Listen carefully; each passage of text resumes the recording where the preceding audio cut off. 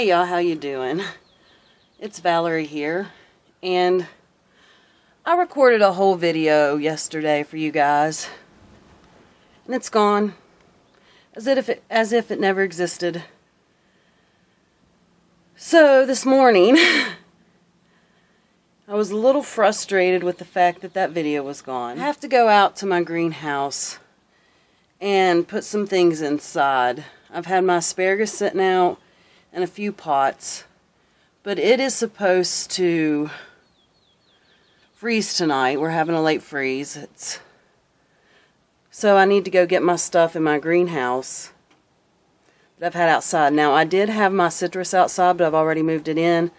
Right now, I have a couple of cool weather things sitting outside, but they're in like cell packs, and the fact that it's going to get down to 28 and there's probably not enough soil around the roots. Well, no, I know not probably. I know there's not enough soil around the roots to keep them alive. So, well, in a freeze. I mean, it's enough nutritionally. It just won't keep them from freezing. There was a big old bird that just flew by and it distracted me. So I'm going to take you out there and kind of just...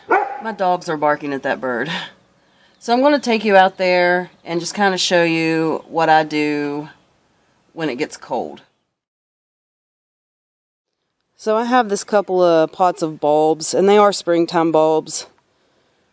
But I'm still going to take them in anyways, just in case, because they're in pots. Then I have this I also have this asparagus here and this kale right there that I'm going to take in.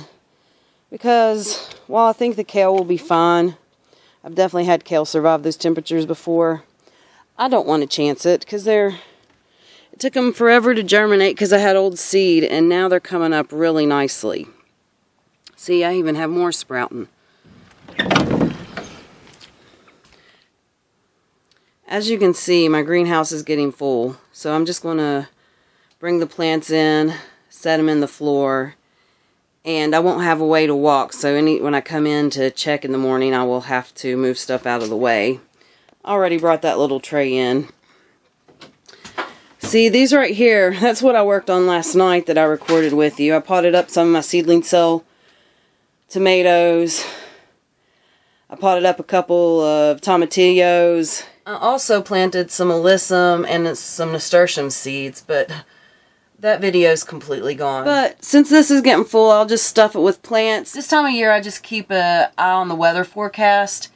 And if I have like 4 or 5 days in a row where the nights are staying in the 50s, then I will move out like my citrus trees and my asparagus. Well, my asparagus pretty much stays out, even if it dips a little bit, but 28's just too far. But anyways, all my tender stuff, I'll move a lot of those out because I like to get them used to the weather as soon as possible. It's like survival of the fittest in a way. It pre-hardens the plants. They're used to the weather by the time I'm putting them in my own garden, or I go to sell them. By the time I sell my tomato seedlings, they will be living outside full time. I would also like to mention that I do keep this little Mr. Buddy heater here, and we got the adapter to fit it to a 20-pound tank instead of having to use like little 1-pound tanks that fit on the side here.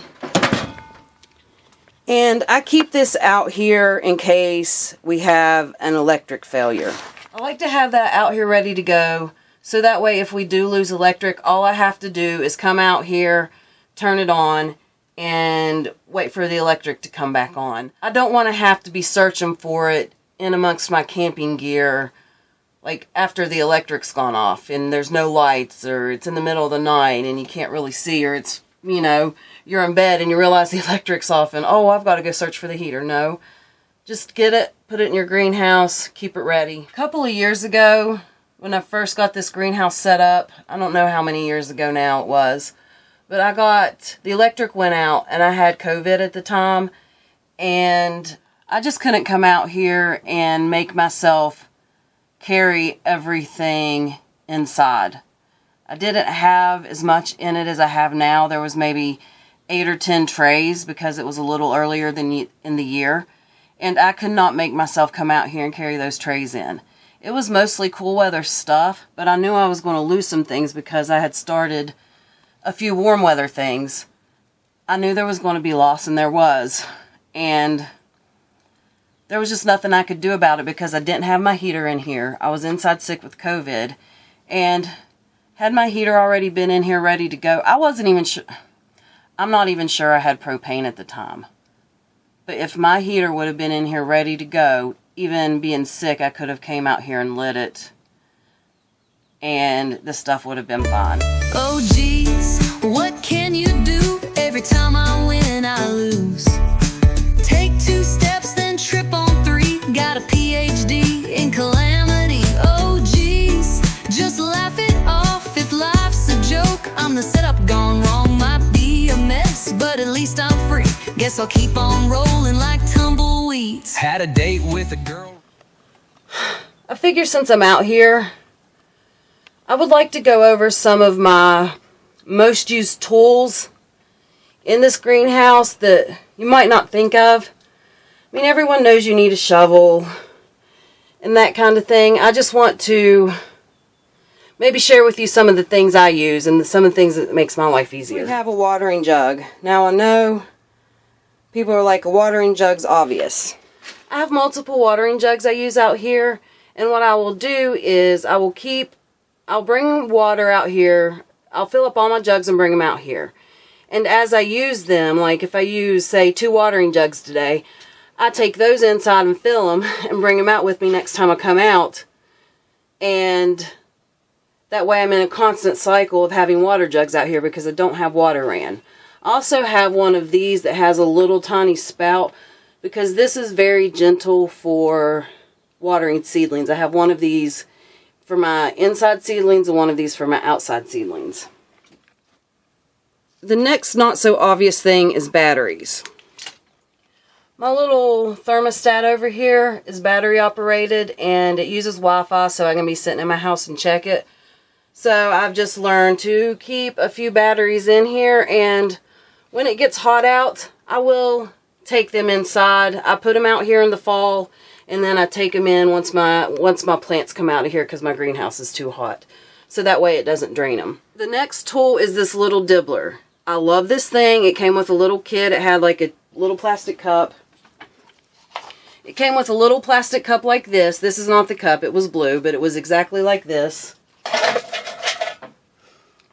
And it came with this little shovel. And I do find this useful, but I use this way more. I use this every time I pot up because it makes it easy to get underneath the little plant roots without disturbing them. If you need to like get sometimes you make your hole and the roots are long and they don't want to go into the little hole you made very well because, you know, they want to go whatever way they want to go. You can use this to gently manipulate them down in the hole. So I find this so useful. It's one of my most used seed planting tools. The next thing is a bucket for dumping soil. Whenever you're working with dirt, you're going to have times where you're in the middle of planting, and like when I'm potting up, I don't necessarily use all the soil in the cell pack.